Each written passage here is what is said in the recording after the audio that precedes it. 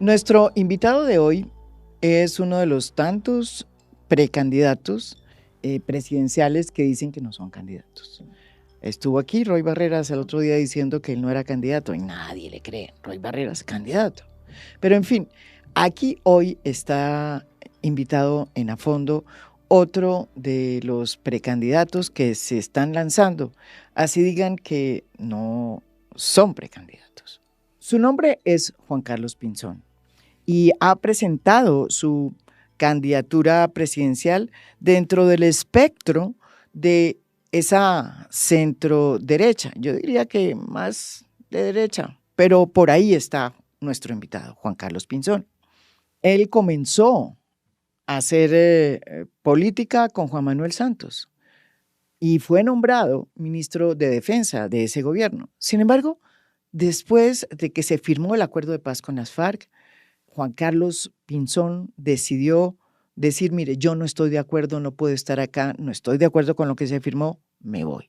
Juan Carlos Pinzón volvió a reaparecer con la llegada de Iván Duque al poder, porque lo nombró en Washington de nuevo como embajador de Colombia en los Estados Unidos. Al cabo de un tiempo, decidió abandonar la embajada en Washington y sorpresivamente decidió presentarse como candidato o como precandidato para las elecciones presidenciales del 2022.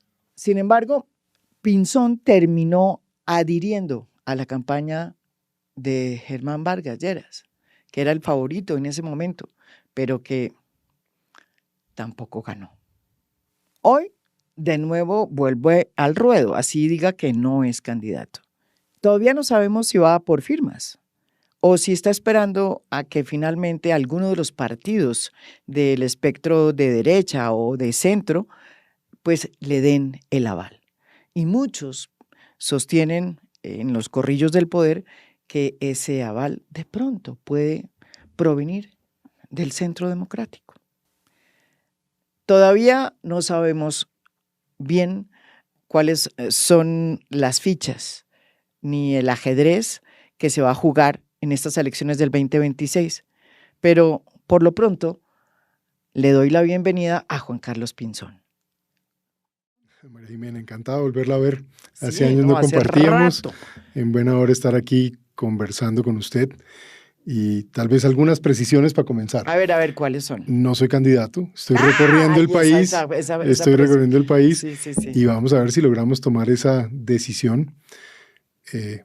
Usted sabe que yo amo mi país, yo me muero de amor por Colombia. Yo estos años estuve de profesor en Estados Unidos enseñando básicamente economía política, geopolítica, políticas públicas, y cuando yo veo todo lo que está pasando en Colombia, digo, pues yo puedo seguir dando estas clases, pero no tengo paz enseñando lo que podría más bien aplicar en Colombia para que nuestro país salga adelante. Yo quiero ver una Colombia segura y una Colombia próspera, una Colombia que, digamos, sea una motivación para todos venir, quedarse, no irse, que es lo que está empezando a pasar, y que la gente avance, que sea un país para todo el mundo, con orden, con seguridad y con desarrollo económico. Una de las cosas que sabemos que usted pues trae consigo es que usted viene, pues su padre, ¿no es verdad?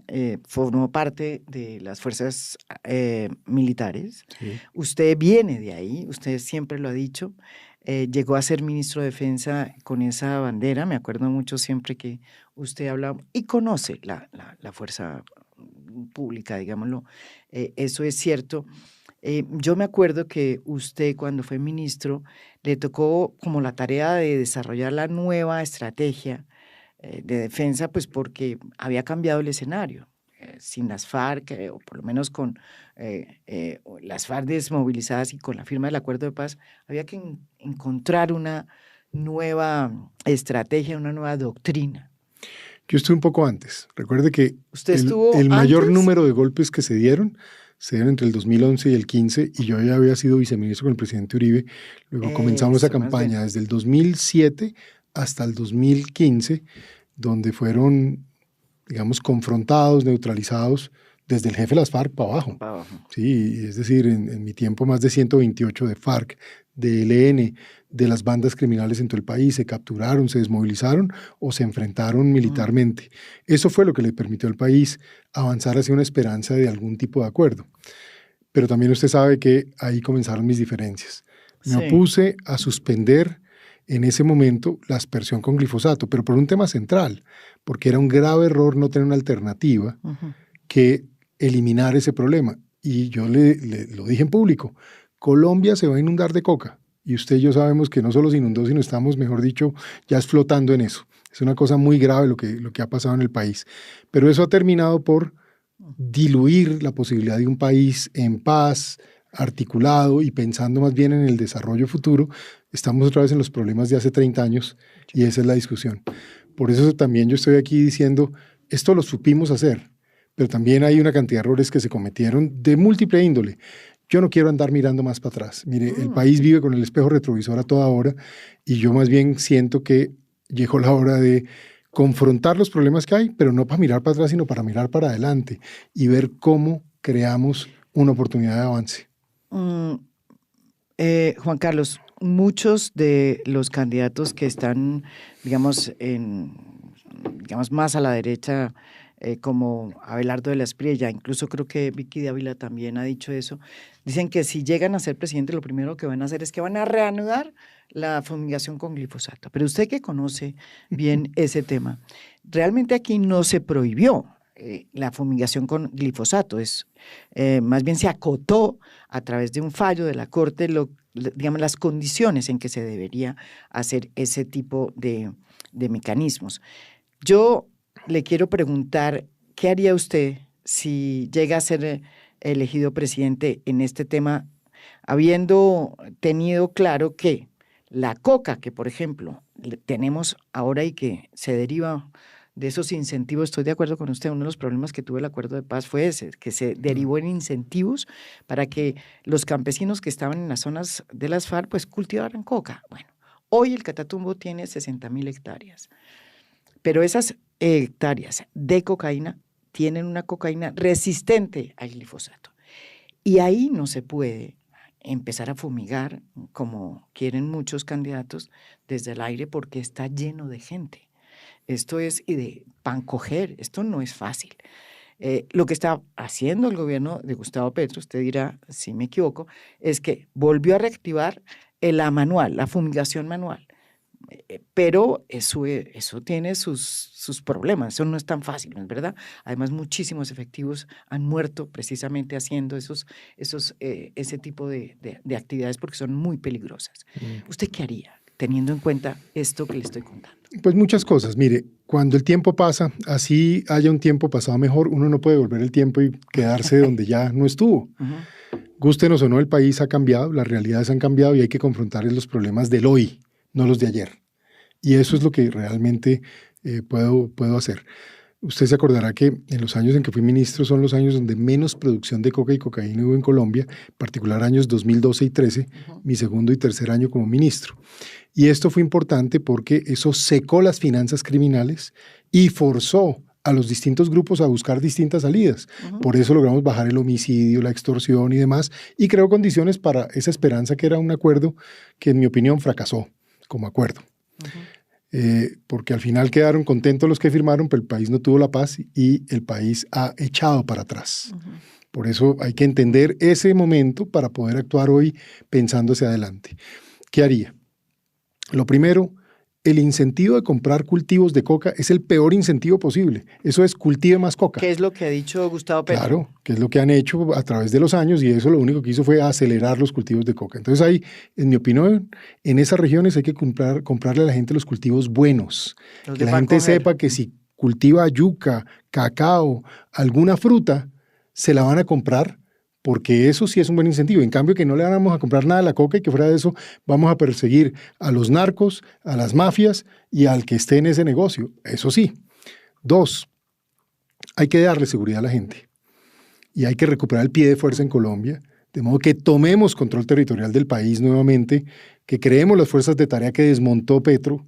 Yo creé las fuerzas de tarea. Yo me acuerdo, ¿sí? Yo acuerdo que sí. Y entonces yo digo, ¿para qué hicieron eso? Al contrario, era que fortalecer eso, porque ¿de qué se trata la presencia militar y policial? No es perseguir bandidos, es proteger ciudadanos. Hay como parte de la protección de bandidos que uno golpea, de la protección de ciudadanos que uno golpea a bandidos. Pero digamos, la lógica es, vamos a proteger la gente, ¿para qué?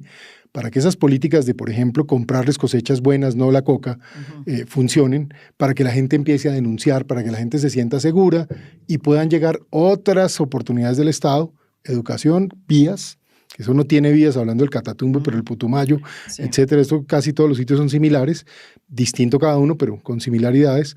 Y por el otro lado, hay nuevas tecnologías. Uno no puede usar las tecnologías de antes, entre otras cosas, porque los paquetes de aspersión ya no están disponibles. Cuando hacíamos aspersión y fue efectiva, porque hay que decirlo, por eso fue que tuvimos esos números tan bajos allá en 2012 y 2013. Eso era porque teníamos unos paquetes que implicaban helicópteros, erradicadores manuales, ahora erradicación no hay aérea. Colombia. No hay nada de eso, no hay nada de esa capacidad. Okay. Entonces, ¿qué pasa? Tenemos que dar un salto. ¿El salto a qué? Pues a la tecnología. Hoy uno con drones de última generación, no arriesgando la vida de los hombres de las Fuerzas Armadas, no arriesgando los erradicadores manuales, puede hacer aspersión quirúrgica de precisión, porque también hay que ser cuidadosos de alguna manera con la gente. Pero el mensaje sí es, en esto yo oigo personas que hablan con mucha fogosidad, pero en su vida han enfrentado estos problemas, no han ido a esas regiones, no han confrontado y mucho menos ganado frente a estos delincuentes. Entonces, ese mensaje sí se lo digo yo al país con mucho amor y convicción. Eso me correspondió aprenderlo, me correspondió hacerlo y tenemos toda la disposición para, aprendiendo de la experiencia, aplicar nuevas tecnologías y nuevas capacidades que le den al país un progreso. Porque esto hay que conectarlo de inmediato con el futuro. El futuro de Colombia es la agroindustria masiva. Luego hay que hacer reformas de tierra, pero para que los campesinos puedan sumarse a grandes proyectos agroindustriales como en Brasil.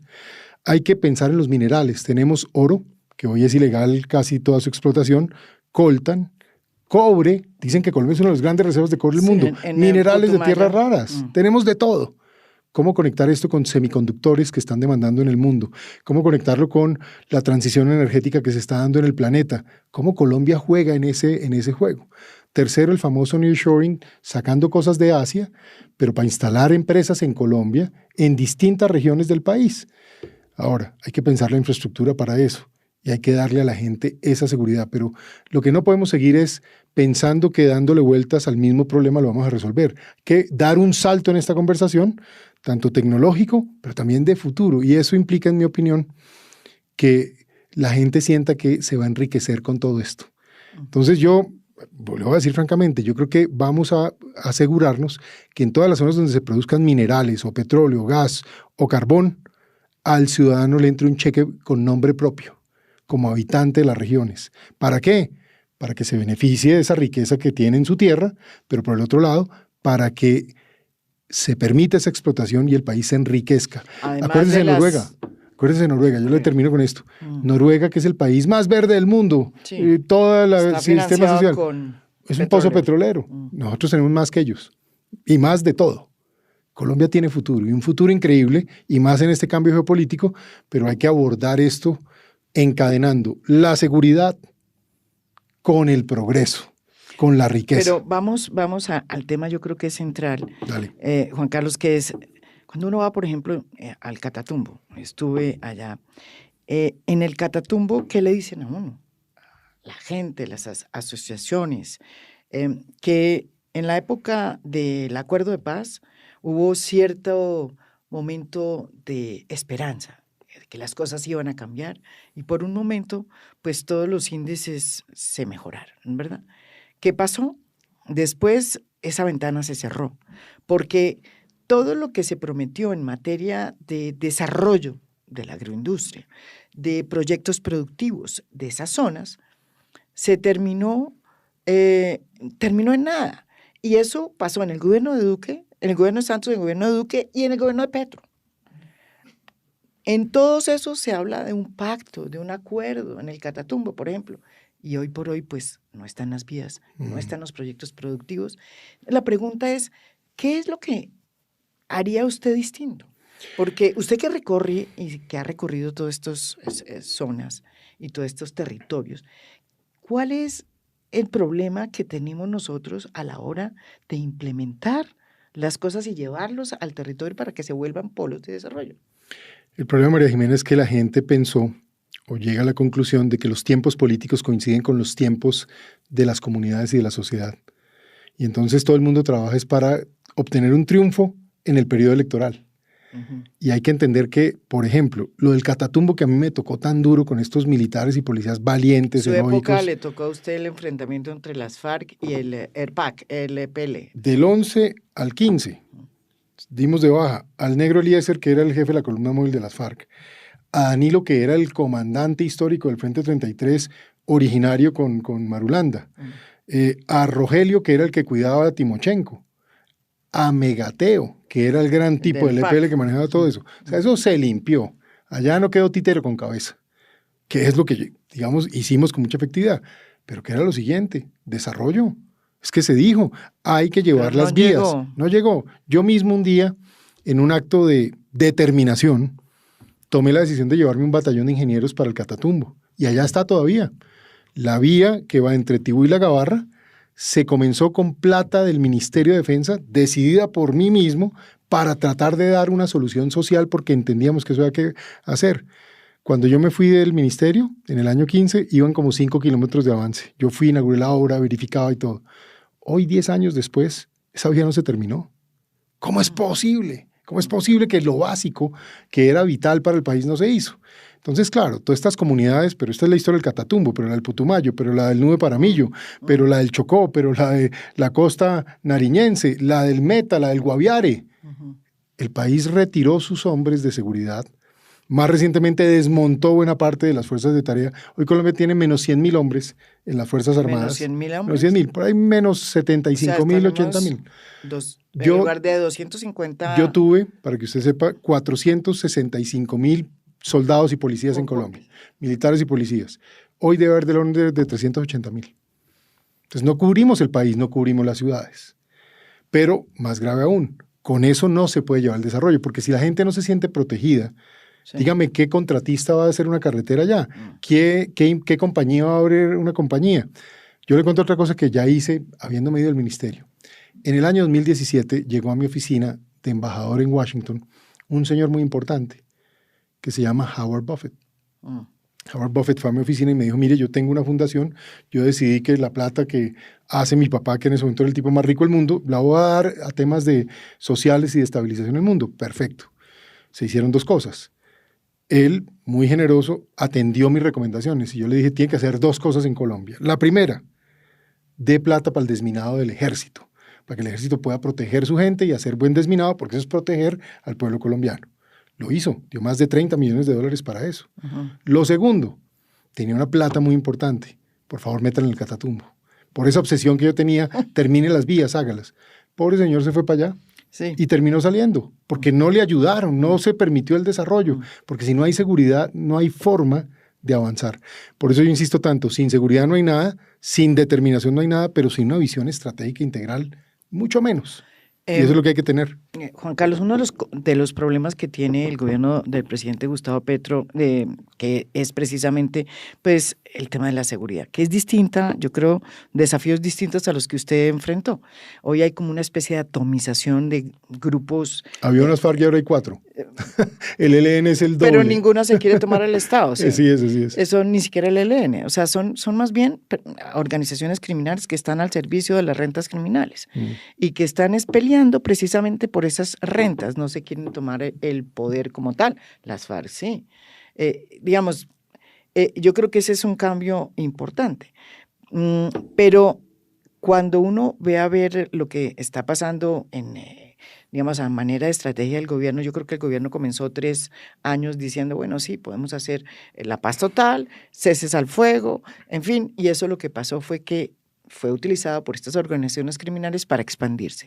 El presidente acaba de cambiar su estrategia hace 4 meses. Dijo, no más, ahora sí, entremos donde no habíamos entrado. Vamos a entrar al Plateado, vamos a entrar al Catatumbo, 25.000 hombres para el Catatumbo, 20 no sé cuántas para si es el otro. Y vamos a parar los ceses al fuego, no más. Usted, y en medio de todo esto salen una cantidad de generales, una cantidad se quedan sin inteligencia porque hay unos problemas de inteligencia muy complicados, hay problemas de funcionamiento del ejército difícil, hay aviones que están parados, helicópteros que están parados, en fin, hay una situación muy complicada. ¿Usted qué dice o qué opina? ¿Cuál es su aproximación sobre lo que está sucediendo y cómo puede ser el desafío del próximo presidente o presidenta en materia de control del territorio? Pues hay dos maneras de ver esto, María Jimena. De buena fe. Entonces, supongamos que Petro fue un muy buen candidato, gran candidato. Ha sido un pésimo presidente. No conoce el Estado, no gestiona bien, no gerencia, se metió en peleas que no son, decidió ser presidente de un grupo de colombianos y no de Colombia, no de todos los colombianos. Y en resumen, pues ya esto es una acumulación de fracasos que además muestra desgreño, mal comportamiento, en fin. Esa es incluso la aproximación de buena fe. Hay otra aproximación y es que esto es cierto, pero hay una adición y es que Petro, cuando ve todos estos cambios geopolíticos que se están dando, decide un poco amistarse con lo que fue el Foro de Sao Paulo y empieza a ver lo de Maduro con buenos ojos y de pronto ve que qué tal si nos movemos un poco hacia ese bloque, y hay gente que está diciendo que está incluso buscando maneras de perpetuar el modelo en el país, lo cual sería pues muy grave porque pone en riesgo la democracia, etc. En ese sentido, el modelo de paz total, yo digo, al final Colombia es el campeón mundial de acuerdos de paz y no nos ha traído la paz, porque hemos hecho acuerdos de paz con todo el mundo y lo único que hay es concesiones que usted bien decía ahora, en el neto en todos los casos han generado incentivos, porque hoy el delincuente siente que si delinque tiene un futuro mejor que si se pone a trabajar juicioso incluso en esas regiones. El bobo es el que no está metido en el grupo armado, que no ve la plata y no tiene poder. O sea, la ecuación es muy dramática, me parece a mí, y eso hay que trabajarlo muy inteligentemente. En esa línea, yo sí veo que Petro está avanzando en 5 acuerdos de paz, y no nos equivoquemos.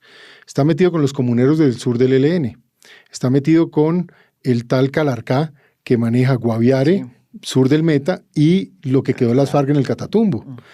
Está metido con los conquistadores de la sierra, que son unos tipos que eran ex AUC, ahora Clan del Golfo y demás.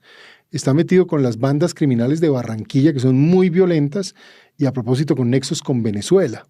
Y está metido con las oficinas de Envigado y todas esas oficinas de crimen organizado de Medellín, los llamados combos. Y él está tratando en un tiempo de presentarle al país la tesis de que él sí hizo un gran acuerdo, más grande que todos los demás.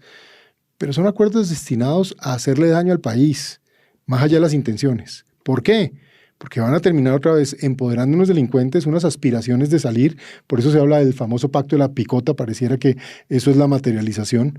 Y el resumen es que Colombia no va a encontrar tranquilidad, pero más bien que estos grupos van a encontrar prosperidad en su control territorial. Pero no será que, o sea, pero fíjese que usted dice que no hay más acuerdos de paz porque, usted no haría más acuerdos de paz porque no han servido. Ya le cuento que haría yo le digo, yo sí creo que sirvió el acuerdo de paz bueno, usted estaba en ese gobierno en ese momento. Pero terminé muy en desacuerdo. Pero terminó, ahorita le voy a preguntar cuál fue realmente en lo que no estuve de acuerdo, porque, digamos, realmente sí hubo un acuerdo en donde el Estado primero aceptó que había participado en la degradación del conflicto. Y por el otro lado, las FARC aceptó y se fue y dejó las armas. Las FARC, obviamente las disidencias quedaron, que era una columna, que era la columna que era parte del bloque del Mono Jojoy, ¿sí? Eran, me acuerdo, muy pocos hombres, porque yo estuve ahí en ese momento. Ahora le cuento mi versión. Bueno, exacto. Porque... y en fin, y lo mismo podría decir, fíjese, de un acuerdo con el que hubo también muchísima discusión en su momento, que fue el acuerdo de Ralito que hizo Uribe, que si bien no acabó con por lo menos con el problema pues digamos del paramilitarismo, sí yo creo que causó por lo menos una decisión muy grande, y los grandes jefes de ese narcoparamilitarismo de esa época terminaron pues en la cárcel o en Estados Unidos, que no era la idea, pero en fin, terminaron en Estados Unidos. Y Juan Manuel Santos, cuando fue, después de que usted ya había salido diciendo no estoy de acuerdo con esto, intentó hacer un acuerdo con el Clan del Golfo, que fue parte, digamos, de un acuerdo que no funcionó porque en ese momento el fiscal Néstor Humberto Martínez lo frenó. ¿Usted cree que esos acuerdos no se debieron haber planteado o sí? Pues voy por partes, por eso le digo, el país tiene algo así como 7 acuerdos de paz. Y la pregunta es, ¿hay paz? Entonces el neto es, pues no. Pero estamos mejor. Yo no creo que estemos mejor. Tenemos más coca que nunca, más control territorial criminal que nunca. Hay menos, no, pero no es lo mismo. La tasa de homicidio está empezando a subir. O sea, lo que cambió el problema. Pero cada vez que se firma un acuerdo de paz, lo que se extiende es una nueva problemática de violencia. Es lo que estoy tratando un poco de decir. ¿Qué miro yo hacia adelante? Varias cosas. Lo primero, la posibilidad de un acuerdo en Colombia tiene que estar fundamentada en que el criminal no quede con mejor posición que la ciudadanía. De los temas graves que yo veo de los acuerdos del 16, por ejemplo, es que realmente los que cometieron los crímenes de lesa humanidad están mejor hoy que los que nunca han cometido un crimen en Colombia. El que esta gente no se les puede llamar por los crímenes que hicieron, no van a pagar cárcel, no les pasó nada. Llegaron derechito al Congreso sin ninguna consecuencia. Vaya y un ciudadano tenga un problema con la DIAN nomás. Me contaba ayer una señora en una panadería. Me dice, mire Juan Carlos, a mí me visita la DIAN cada tercer mes. Yo ya no sé más qué hacer. A mí me toca pagar la factura electrónica, no sé cómo. Lo que estoy tratando de decir es unas concesiones que son demasiado excesivas frente al equilibrio que hay con la sociedad. Le digo también, yo veo muchos, por ejemplo, el tratamiento que le están dando en la misma justicia especial a los miembros de las Fuerzas Armadas versus el tratamiento honorífico que le dan a los jefes de un grupo que fue un grupo terrorista. ¿Por qué le parece que es distinto? Sí, los maltratan. No, usted viera cómo los tratan de mal. Sí, hay mucha queja. Uno, lo que pasa es que es prudente porque no se trata tampoco de exacerbar, pero están allá teniendo que ir a hablar 103 generales retirados a dar declaración. ¿Y por qué? Si es que ganaron la guerra militarmente. Entonces, porque lo que ganamos presuntamente 103 generales, o sea, todo el mundo. Atropellos a los derechos humanos. O sea, humanos. todo el mundo, María Jimena, no puede ser. No puede ser. Y en cambio los otros señores van 6 tipos a decir, sí, cometimos todo tipo de delitos y no pasa nada. Yo, ¿por qué digo esto? O sea, usted nunca estuvo de acuerdo fue en, como decía Álvaro Uribe, en equiparar en la misma mesa los atropellos cometidos por el ejército, las Fuerzas Armadas y los atropellos cometidos por la guerrilla. Es que a mí me incumplieron un acuerdo y se lo digo aquí hoy de frente. Se había dicho que iba a haber un tribunal especial para los militares, porque nadie pedía amnistías militares, nada de eso. Yo al contrario, siempre dije la importancia, pero para que hubiera un tratamiento digno, apropiado, porque a propósito, ¿usted cree que las FARC se fueron para La Habana por queridos? Yo sí le quiero contar cómo pedían cacao por radio. Es que se iban era porque los estábamos realmente golpeando de manera decisiva. Las FARC fueron ya un grupo diferente y por eso, de eso se trataba un acuerdo, que se negociara una cosa que al final terminara en un trato digno, pero donde el país quedara bien.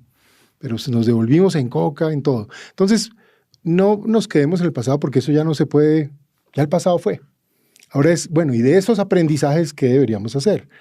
Lo primero, brindarle seguridad a la gente, llevarle desarrollo, ofrecer la mano tendida al Estado al que se quiera entregar y quiera una solución judicial, pero en ningún caso puede quedar con beneficios superiores a ningún ciudadano en Colombia. ¿Pero y qué hacemos entonces con la JEP si ya está?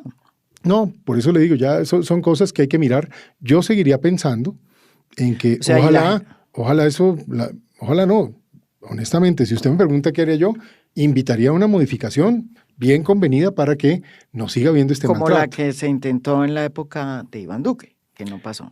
Como la que yo propuse cuando era ministro, para que estemos claros, y incumplieron, porque todo el tiempo se dijo que se iba a hacer y no se hizo. Pero ¿no le parece que lo que está haciendo la JEP es precisamente meter en cintura? Ya va a ser la primera sanción.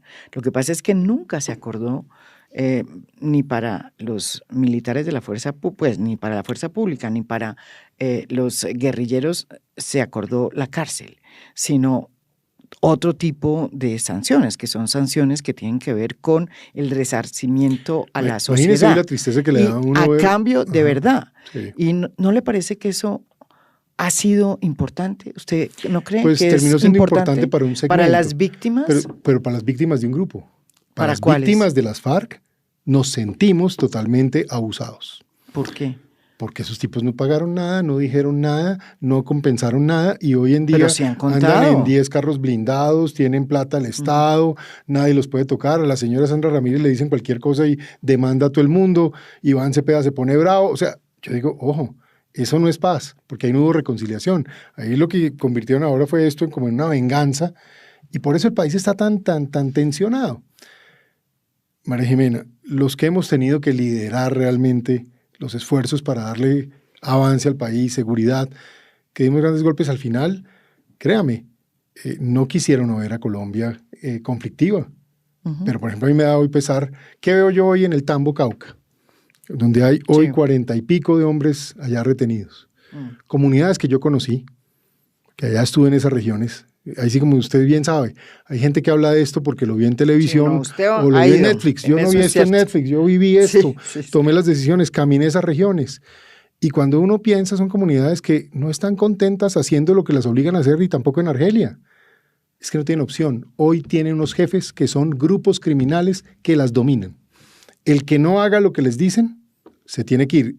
Y si sigue persistiendo, es un líder social muerto.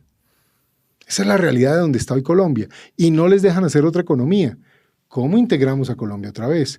Pero también cómo desincentivamos al criminal futuro que no sienta que si comete crímenes se va a beneficiar. No más beneficios. Démosle beneficios a esas poblaciones. Compremos las cosechas, lo que yo le digo. Démosles un subsidio por lo que se explote allí, que sea alternativo, que la gente sienta que va a progresar y que se enriquece, pero hay que asegurarla, hay que cuidarla. Frente a las violaciones de derechos humanos, mire, eso es una de las cosas que, digamos, la gente que plantea nuevos escenarios dice, bueno, efectivamente las Fuerzas Armadas están en una situación crítica a nivel de inteligencia, han salido muchos generales, eso es un desgaste horrible, pero hoy son unas fuerzas que están ayudando a la sociedad, no están cometiendo atropellos a los derechos humanos. Pero eso es lo que se ha dicho. Y que la gente puede salir a protestar y no, en fin, no pasa lo que pasaba antes. Pues eso un poco puesto en otra perspectiva es una toma de ventaja de grupos armados que controlan poblaciones, que básicamente protegen sus negocios criminales, que esclavizan a la gente. Yo no sé, un ejercicio que les recomiendo. Trate de entrar un día a una de estas explotaciones ilegales de oro para que vea lo que es la esclavitud moderna. A esa gente le dan escasamente, mejor dicho, un caldo, y el que no les entregue el producido no puede vivir más. Es que eso no puede ser. Colombia otra vez volvió a ser un país con un poco de gente esclavizada y demás. Mire, ponerle orden a Colombia no es fácil y no es simple. No. Y demanda en cada región tener una estrategia diferencial, un pensamiento apropiado, tanto en el uso de la fuerza para proteger la gente como en la solución social y la alternativa económica. Uno no puede dar la alternativa económica en el Putumayo que da en el Chocó o en ciertas zonas del Chocó, y así sucesivamente en el mismo Catatumbo, que hoy es la despensa económica del régimen de Maduro. Porque es que hasta lo del Catatumbo es más triste, ¿no? Ni un peso se devuelve para acá, sí, todo se va para allá. Todo eso ese es básicamente el nuevo pozo petrolero que encontró Maduro con su grupo paramilitar, el ELN. Hablando de paramilitares, el ELN es hoy un grupo paramilitar de Maduro en Venezuela. Entonces, ahí es donde yo digo, tenemos que ser muy sólidos en ponernos de acuerdo. Yo, por ejemplo, quisiera que tuviéramos un consenso nacional sobre la seguridad como herramienta para el progreso. La seguridad, al final, si nos van a poner un carro bomba como pasó en Cali, allá estuve en Cali, que me sorprendió mucho. Usted sabe que el presidente no fue. Usted sabe que allá no está hoy la unidad de riesgo arreglándole nada a la gente. Eso sí era lo que yo hacía, ministro. Me iba de primero al frente, no importa dónde fuera, porque había que ayudar, mostrar el Estado. Bueno. ¿Y cómo fue posible que pusieran un carro bomba? Y nadie se dio cuenta. No hay inteligencia, no hay nada. O sea, es que es vergonzoso. Pero lo grave de ese carro bomba es, acuérdese de estos números. 8 civiles muertos, que había podido ser usted o yo, o cualquiera persona que nos vea caminando por la calle o comprando una ferretería. Ahí los sitios que visité era, imagínense esta historia, una fábrica de productos de coco rallado que traen el coco de Timbiquí. Entonces me decía el señor que no puede operar hoy, me decía, no solo los 18 empleados que yo tenía, que además están asustados, 2 heridos, etcétera. Es que la gente que produce el coco en Timbiquí ya no recibe la platica que le pagábamos. Otro señor tenía un hotel ahí al lado, vuelto pedazos el hotel. De esa gente que además ha salido a pulso, un hotelito, digamos. Entonces dice uno, por Dios, esto como es 72 heridos.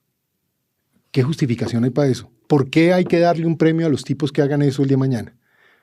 Es decir, explíqueme cuál es lo que vamos a hacer. Ofrecerles, no, por favor no nos maten, venga, les regalamos otra vez unas curules en el Congreso y ustedes no hacen nada. Entonces se van otra vez, se pensionan los 8 gordos que se pensionaron, van allá al Congreso, se ganan una plata y los que se quedan allá, vuelve y repite. Hay que cambiar la condición económica y social del país. Por eso yo digo, hay que poner orden, hay que llevar seguridad, hay que alterar la ecuación de poder en las regiones y a partir de allí tener un nuevo modelo de crecimiento económico a partir de las riquezas que tenemos. En eso la gente dice, no, es que nosotros deberíamos pensar en una economía de no sé qué tipo y el turismo es una berraquera. El turismo, Colombia tiene 6 millones de visitantes, España tiene como 87. O sea, más bien, ¿cuándo vamos a llegar a 87? ¿Por qué no llegamos allá? Porque esto es divino, pero es inseguro. Entonces aquí la gente no viene. Entonces, si queremos cambiar a Colombia es pero por están aquí. empezando a venir. Hace 3 años era mucho menos, ¿no? No, pues le di el dato. Cuando yo era ministro de Defensa, venían 4 millones de personas a Colombia. Y venían esencialmente a Cartagena y para de contar. Hoy están viniendo 6, pero deberíamos llegar a siquiera 40 en unos años relativamente rápidos. México tiene como algo así como 60 y pico millones de personas que la visitan también. Entonces, si esa fuera la fuente, es con orden y seguridad, no con violencia. Hay una de las cosas que yo creo que sí ha funcionado en este gobierno y es el tema del punto 1 de La Habana, que tiene que ver con todo el desarrollo de el agro. Eso es un tema complicadísimo porque pues, es un problema histórico que trató de solucionar el acuerdo. El acuerdo que no le gusta. Sí, no me gusta. Que el acuerdo que no le gusta a usted. Pero lo que ha pasado, y yo creo que eso sí es una buena noticia y esa es una pregunta, es que todo el tema de la actualización del catastro, la entrega, titulación de tierras, en este gobierno ha avanzado más que en el gobierno de Duque. Y sobre todo la entrega de tierras. Ahora, este es un tema muy complicado porque esto tiene que estar otra vez el Estado ahí. ¿Y qué ha ocurrido? Que como esto se politizó y se ideologizó, ¿sí? El gobierno de Duque le parecía esto como raro, porque venía de donde venía. El gobierno de Petro le gustó, lo impulsó, pero y ha tratado de llevarlo a cabo. Yo sí creo que ha tratado de llevarlo a cabo. Y aumentó las cifras, pero no son suficientes. ¿Usted qué haría? ¿Usted va a llegar? Le hago 2 reflexiones sobre eso. 1, parte del crecimiento del agro está asociado a precios de los mercados internacionales, en particular en café, en otros productos de exportación. Hay una ola, digamos, de precios altos. Luego eso, digamos, da la perspectiva de que el crecimiento, cuando uno multiplica precios por cantidades, pues es más alto, por eso se ve más grande. En eso hay que ser sinceros, porque si nosotros no nos sinceramos todos, nos quedamos en el discurso ideológico de uno u otro. Y por lo menos hay que hablar esto claro. Lo segundo, la entrega de tierras. A mí me parece bien, pero hay que modificar el modelo de uso de la tierra. Porque lo único que va a hacer rico a esos campesinos, y es que se trata de eso, es que tengan plata el día de mañana, que si les dieran una tierra es para que produzcan, no la vendan y ganen plata. Sí. Pero eso hay que poderlo articular en grandes proyectos agroindustriales. ¿Pero como Carimagua? No, pero sí como el Cerrado Brasilero. Usted ha visto eso del Cerrado Brasilero, es impresionante. Pero aquí hay proyectos de ese estilo. Mire, lo de la Federación de Cafeteros al final, ¿qué fue? Es un gran esfuerzo cooperativo en Colombia, donde la gente mantiene su parcela, pero usted integra compras, alinea costos, etcétera. El mismo tema de la palma que es tan debatido en Colombia por lo que pasó. Hay unos proyectos interesantes que adelantó el padre de Ru, que es de pequeños campesinos en el mismo Catatumbo. Vaya, mire lo que tiene allá el esfuerzo de la familia Murgas. Los Murgas realmente tienen una planta que lo que hace es comprar la fruta y producir aceite, pero la producción la hacen es campesinos alrededor de la planta. ¿Y qué pasa? Pues ganan más dinero. Lo vi recientemente, hay dos temas que a mí me ilusionan mucho en el tema agrario, y es que siendo embajador, logré que logramos, porque no era yo solo, esto era el ICA, ProColombia, el equipo de la embajada, todo el mundo. ICA ya no existe. Bueno, ¿y qué logramos? Logramos que entrara el aguacate Hass, el mango. ¿No fue Petro? ¿Cómo no? ¿Cómo no? Petro. Ese es el problema, que este país no resiste más habladores de carreta. Es que eso es lo que yo veo también que me preocupa en esta elección. Un poco de habladores de carreta que nunca han hecho y después se cobran cosas que no hicieron y en cambio no avanzan. Viéndolo el aguacate Hass y lo del limón Tahití, estuve el otro día en una planta en Caldas. Y fue muy bonito ese día para mí, porque fue como ver, ya pasa de la teoría a ver esto cómo fue. Pues, ¿quiénes eran los trabajadores de toda esta planta de empaque que va directamente a Filadelfia y a Estados Unidos? Campesinos de la región. Pero la diferencia es que antes se habrían ganado lo de pan coger y vendiendo el aguacate seguramente en la plaza de mercado del pueblo y escasamente para lo del día. Hoy son muchachos que pueden ganar 2 salarios hasta 3 salarios mínimos dependiendo del rol en la planta. Son los mismos campesinos, la misma gente de la región. Entonces fíjese que la gran agroindustria es la que crea esa riqueza de la tierra. Ahí es donde yo digo, ¿por qué no pensamos de esa manera? Porque repartir tierra solamente, mire, si a usted mañana le regalan un feudo en el Catatumbo, ¿cómo le va? ¿Qué hace con eso? Está fregado. Nada. No vende nada, no produce nada, no está en nada. ¿Cómo alteramos esa ecuación? Y eso es lo que yo creo que sí, yo le puedo decir, sabemos hacerlo y lo vamos a poder hacer. Juan Carlos, evidentemente cuando uno lo oye, usted está muy metido en el tema y usted desde hace rato está haciendo este camino para llegar a la presidencia. Y yo lo ubiqué en el centro derecha. Y usted dijo, bueno, ahí estoy bien. Casi me equivoco, no sé por qué dije que eso no es cierto. Bueno, centro derecha. Pero resulta que en la derecha hay personas como Abelardo Lespriella que hablan de que si llegan al poder van a destripar a la izquierda y van a aniquilar a todos los que sean de izquierda. ¿Usted qué opina? Esas son las personas con las que usted pues está como, digamos, ese es como el medio ambiente en el que usted se está moviendo en este momento. Pues digamos, está ahí Abelardo y no hablemos de Vicky porque yo creo que hay que esperar a ver qué pasa con ella, pero Abelardo Lespriella ya lo dijo. Mire, yo no voy a hablar mal de Abelardo. Arranquemos por ahí. Y decidí que si participo... Pero la pregunta es, ¿usted va a destripar? No, pero vuelvo al punto. Mire, yo me regresé al país con el ánimo de buscar un gran consenso nacional, de sacar adelante la democracia, la libertad y de que creemos esa esperanza de que este país se puede volver un país rico en unos años. Ya. Para que la gente salga de la pobreza, para que a ver si salimos del ciclo de violencia, para que haya orden, que genere progreso. Visité muchos países del mundo. Yo le cuento, yo fui a Singapur, a Finlandia, Corea del Sur. Esa es una ventaja, que si a mí me llegara a tocar ser presidente, no me toque hacer turismo a conocer. Ya vengo con las ideas y el conocimiento para que articulemos esto. Pero bueno, dicho eso, mire, el próximo presidente de Colombia tiene que ser primero una persona muy seria. Vamos a heredar unos problemas muy bravos. En materia de seguridad ya hablamos, en materia fiscal muy graves, en materia energética vamos a tener un apagón, en materia de salud se estalló el sistema, hay 10.2% más muertos este año por enfermedades prevenibles que el año pasado. ¿Pero va a destripar a izquierdistas? Venga, le digo, no, porque el país tiene que articularse. El país, es decir, el próximo presidente de Colombia es el presidente de todos los colombianos, no de un grupo de colombianos. Lo que sí va a haber es una posición clara en materia de orden, de seguridad, para fines de progreso y de avance social. Y, por supuesto, que hay que llegar a las regiones y hablar con la gente. Tal vez, y se lo digo, esa es la diferencia de muchas de las personas que están en esto, y mi caso, es que yo Colombia lo conozco de esquina a esquina, María Jimena. Todos los departamentos, todas las capitales, más de 600 municipios, todas las regiones, allí hemos estado. Entonces, ahí es donde uno entiende que esto es un tema de conversar con la gente, de entender sus realidades y de pensar acciones decisivas, pero soluciones. Cuando hablo de acciones decisivas, yo no solo pienso en golpes.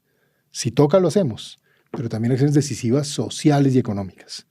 hay que alterar la ecuación de realidad, que es lo que he venido diciendo. Hay que pagarle a la gente su cheque por el uso de los recursos naturales en las regiones y que se sienta rica por cuenta de ese progreso y no se deje manipular para que el progreso no avance, solo se quede el negocio de la coca y después terminan de esclavos de unos bandidos. Eso es lo que hay que cambiar de una vez por todas. Entonces yo no voy a estar en una postura distinta a ofrecerle a los colombianos mucho amor, mucha dignidad, mucho orden para que progresemos, buscando consensos firmes. Yo creo que Colombia ya con Petro escogió un muy buen candidato porque hablaba muy bien. Y esos son buenos para redes y todo eso. Colombia no puede volver a caer en ese error. Colombia necesita elegir un buen candidato, necesita elegir un buen presidente, alguien que sea capaz de gobernar Colombia con claridad de decisión y con la experiencia necesaria para ser efectivo. Una pregunta y es, ¿usted qué opina de Germán Vargas? Le pregunto pues porque usted en el 18, creo, usted presentó su candidatura y terminó apoyando la de Germán Vargas.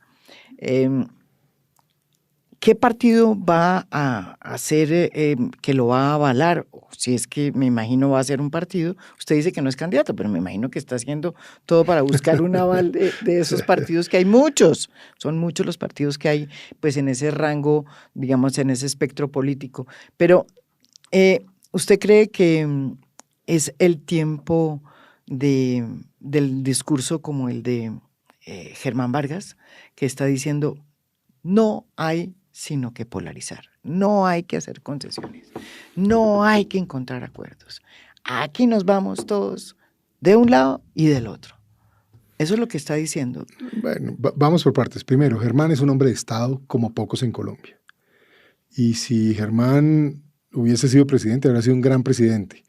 Y si algún día lo va a ser un tipo realmente con el peso político, con el recorrido en el país y con una comprensión a fondo de los problemas de infraestructura, de vivienda, de muchos temas de Colombia.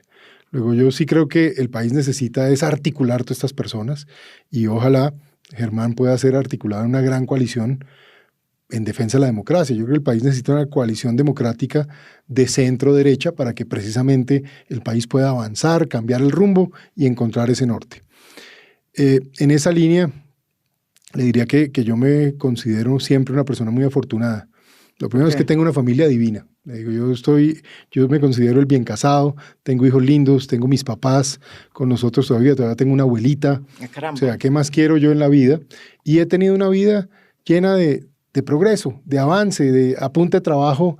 Se nos ha visto, como se dice, el progreso. Y eso está bien, de acceso a la educación, de conocer el mundo, de conocer Colombia. Y en esa línea le digo que también está siendo muy amable la gente. Se me han acercado de distintos sectores políticos y de organizaciones a decirme, hombre, ¿usted por qué no está por este lado, está por este lado? Yo creo que eso hay que pensarlo bien. Estoy un poquito en este ejercicio de seguir recorriendo Colombia, de hablar con la gente, de percibir el país, de hacerle un planteamiento sobre los temas que he dicho, un consenso para que, digamos, haya seguridad para el progreso, un país saludable, sin vicios, más bien enfocado en el deporte, en la buena vida, en una salud apropiada, un país donde tengamos una educación que se enfoque en todos los temas de tecnología y de nueva economía, un país que se vuelva un paraíso para la inversión. Si hacemos ese país un paraíso para la inversión, se crea riqueza, se crea empleo, todo el mundo tiene que percibir.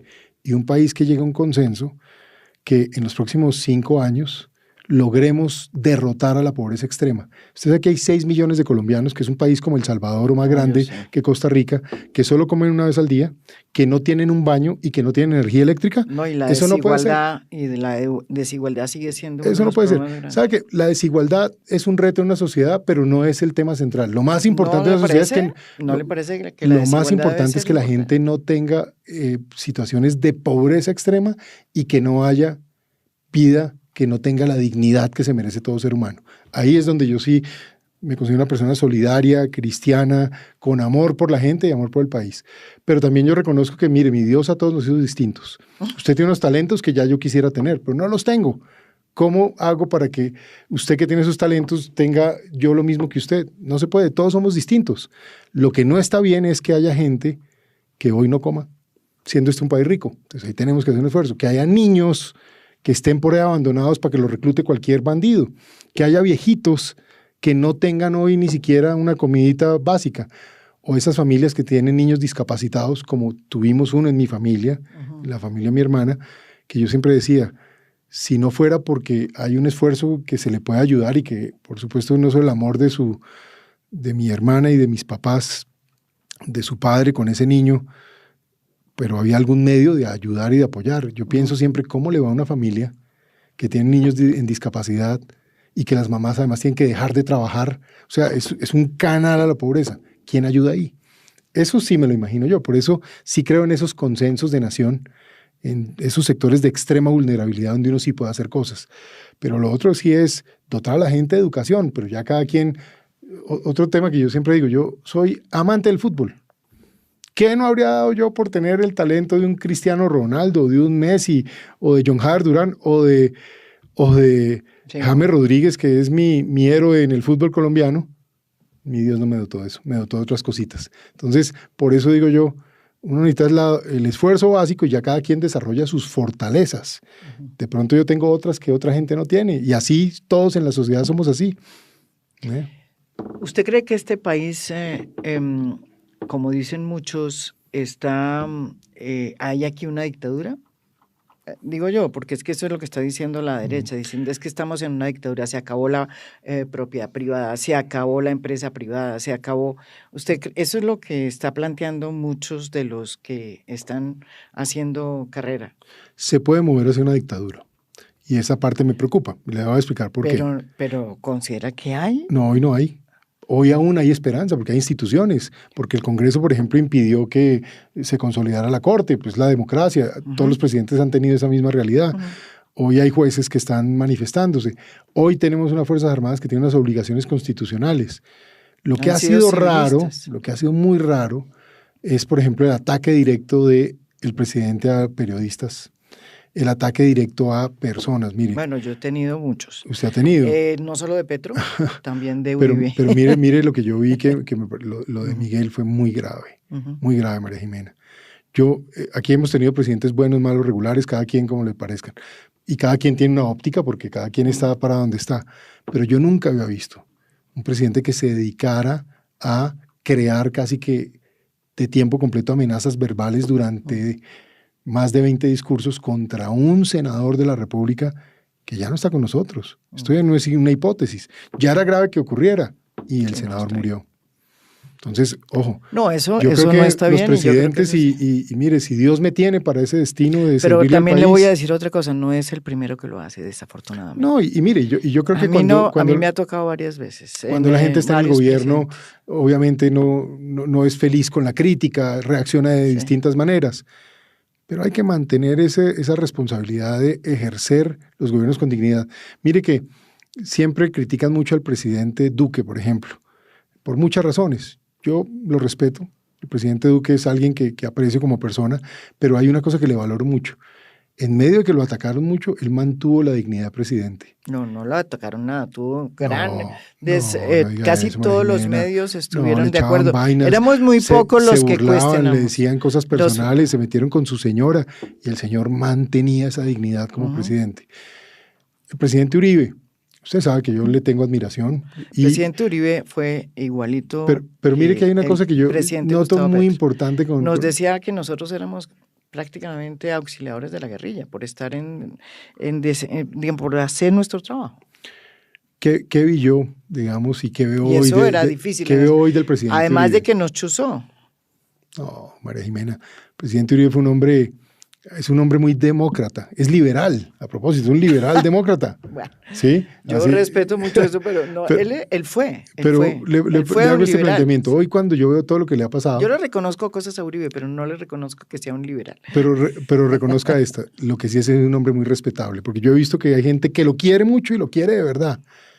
Otra que no lo quiere, allá cada quien, por razones que sea. Pero sí noto que la gente lo respeta. Y yo creo que ¿por qué lo respeta? Porque es un tipo coherente, siempre me ha mantenido la misma posición, pero por ejemplo en todos estos temas judiciales, que en mi opinión, a mí me ha parecido una injusticia, otra gente pensará otra cosa. Para mí son una injusticia y para muchos de nosotros en Colombia es una injusticia.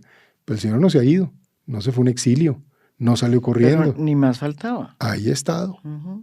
Bueno, usted ve cómo actúa todo este resto de gente. Ahí está nomás el señor secretario de la presidencia, que después fue el jefe de la unidad de inteligencia, allá en Nicaragua.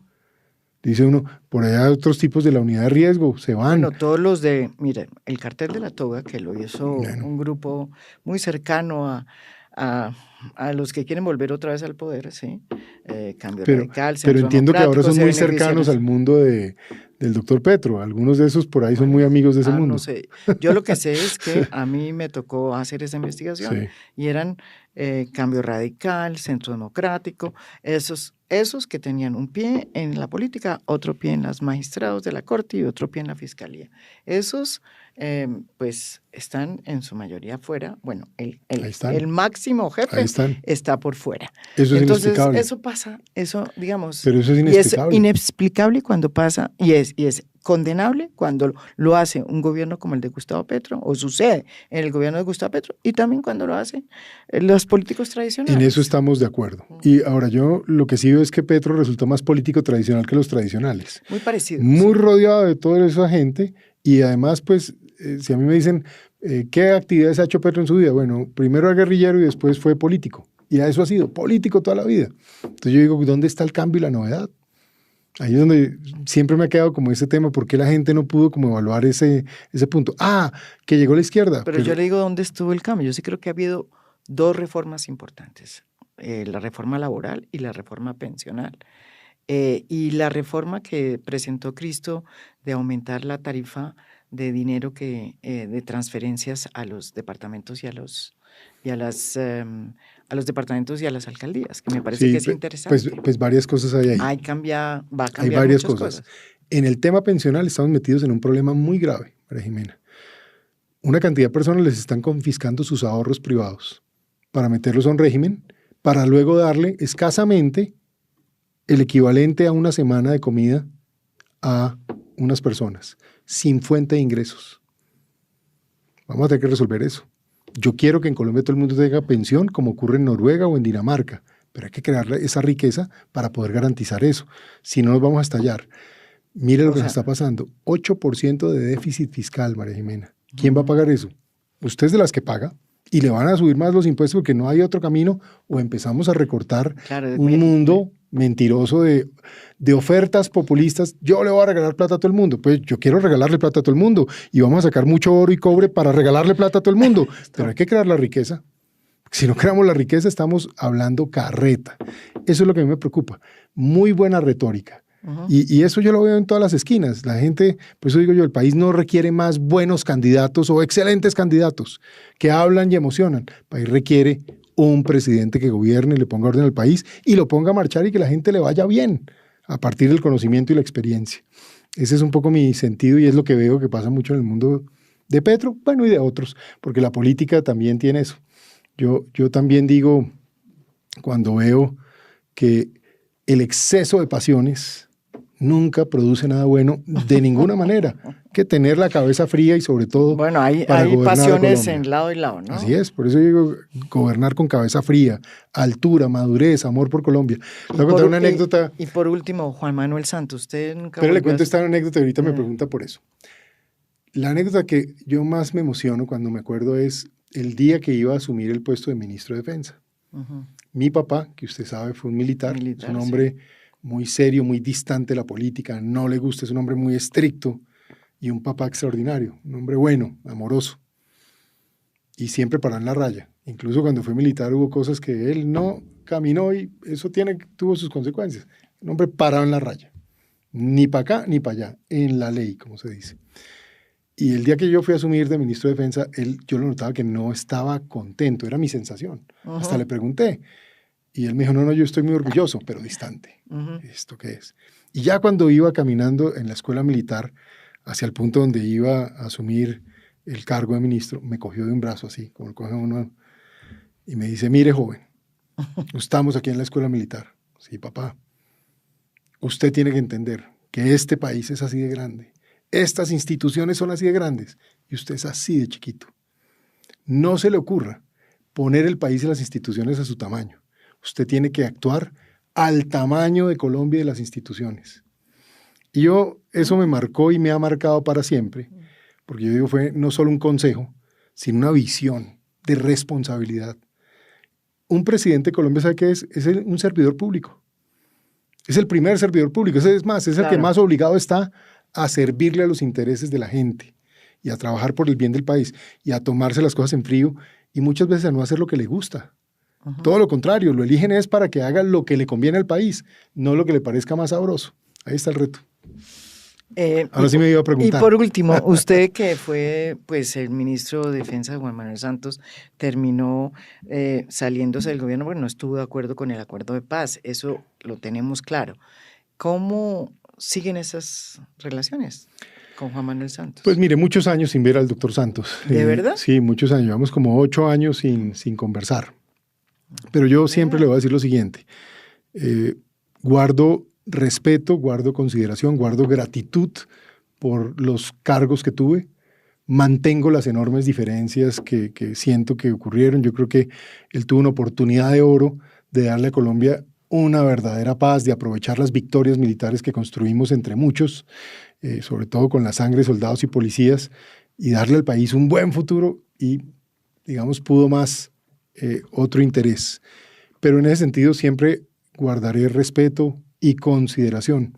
Y más bien siempre digo lo siguiente, el país no puede llegar mirando para atrás. El próximo gobernante de Colombia tiene que ser un tipo que no llega con cargas de ayer y más bien tiene que asumir la responsabilidad de mover el país hacia adelante. Esa es mi actitud y esa es la forma como yo pienso abordar mi vida, pero con eso, a través de mi vida, servirle al país y ese va a ser un destino. Pero si no le digo una cosa, yo siento que el país sí está deteriorado, se está haciendo infraestructura, no se está avanzando. Está deteriorado, no en estos 3 años, viene así el gobierno de Gustavo, yo creo que llevamos, de Iván Duque. Pues siempre, o sea, el crecimiento del Clan del Golfo, el crecimiento de las disidencias se dio fue en el momento en que estaba Iván Duque en el poder. Con lo que pasa con Petro le llegó una cosa muy difícil. Lo que pasa con Petro y un poco la postura que tenemos, Petro no trajo todos los problemas, eso no es verdad, y hay que ser justos en eso, pero sí los agravó todos. Y el problema es que cuando se vaya, no se los va a llevar, nos va a dejar un problema grave. Entonces hay que asumir esto con ese abordaje. Ponernos a resolver problemas, no a mirar para atrás, porque si no, no vamos a avanzar. Muchas gracias. Candidato. No soy candidato todavía. Hagamos este pacto. Si soy candidato, aquí me recibe otra vez y me hace la entrevista candidato. Muy bienvenido, ni más faltaba. Con mucho gusto, Juan Carlos. María Jimena, muchas gracias, un placer. Al término de este podcast se conoció la noticia que una persona muy cercana al expresidente Álvaro Uribe, que además pues lo ha acompañado desde el Congreso y mucho antes también, como José Obdulio Gaviria, decidió respaldar la precandidatura de Juan Carlos Pinzón. Ustedes se preguntarán, bueno, ¿y eso qué significa? Bueno, primero que el doctor Juan Carlos Pinzón ya es candidato. Pero lo segundo, que quienes están creyendo que de pronto Juan Carlos Pinzón puede encontrar el aval en el Partido Liberal o en otros partidos, como por ejemplo Cambio Radical, si es que su jefe máximo no entra en esta contienda, pues de pronto se equivocan, porque parece que esas puertas se están abriendo por los lados del centro democrático. Bueno, se mueven las cosas, porque la política es dinámica.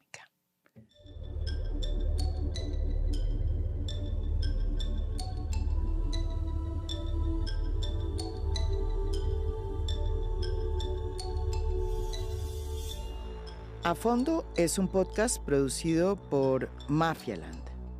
Producción general, Beatriz Acevedo. Producción de audio, Santiago Acosta López. Música original del maestro Óscar Acevedo.